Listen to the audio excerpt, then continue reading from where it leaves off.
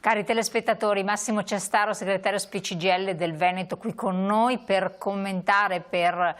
fare un quadro di quelle che sono le ricadute sulle persone anziane, sui pensionati, delle conseguenze della guerra, che è una guerra effettiva e diventa anche una guerra economica. Una guerra economica, come sempre in questi casi ci sono le ricadute che finiscono ad essere pesantissime sulle persone più fragili. Naturalmente senza negare il fatto che in quei paesi poi sono i morti, insomma, ecco, quindi sono donne, bambini e anziani che muoiono,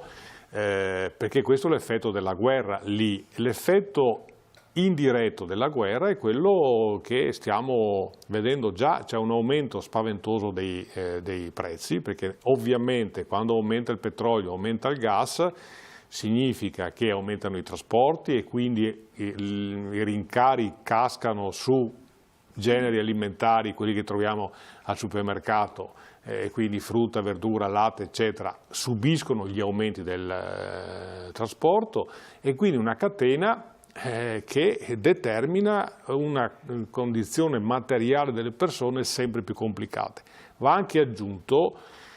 che oltre ai danni derivanti dalla guerra ci sono i danni derivati dalla speculazione, perché succede, l'abbiamo visto, insomma, perché il giorno stesso in cui sono cominciati il conflitto, il giorno stesso già abbiamo visto alla pompa di benzina e del diesel aumenti importanti. Ormai il diesel è arrivato ben oltre i 2 euro e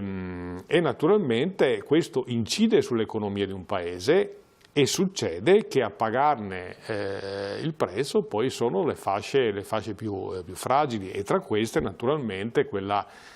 fascia di paese che sono i pensionati, che sono quelli che rappresentiamo, naturalmente non sono gli unici, ma è evidente che con le pensioni che abbiamo,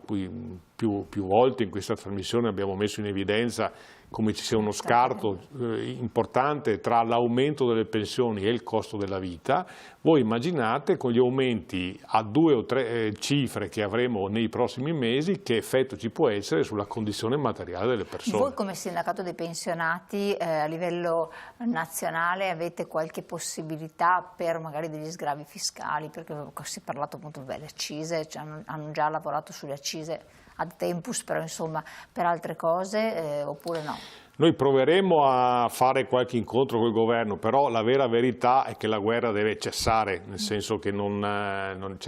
qualsiasi intervento facciano i governi in presenza di un conflitto è chiaro che sono superati dagli eventi, insomma, quindi il punto vero è che il conflitto deve terminare e la regolazione economica tra i paesi del mondo deve avvenire tra le regole della convivenza civile e non attraverso le armi, perché poi la ricaduta è sulle persone più fragili. Assolutamente. Massimo Ciastaro, grazie del suo intervento, grazie a voi di averci seguito e come sempre rivolgetevi allo SPI per avere delucidazioni e informazioni e anche farvi controllare la pensione. Alla prossima.